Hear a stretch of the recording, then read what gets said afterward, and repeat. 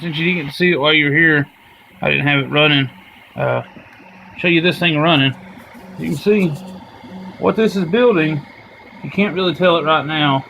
I'll show you here on the screen, hopefully.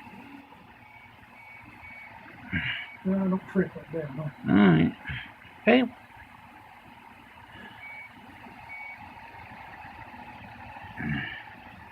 Well. Anyway, that's what I'm printing. A T-Rex dinosaur. There he goes. Oh, we got some model paint over there. And it just does it line by line. And this is running 0.2 of a millimeter.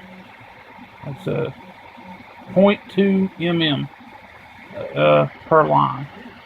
I said I think it had 298 lines. But anyway, I hope you get to see this, and the video don't act up or anything.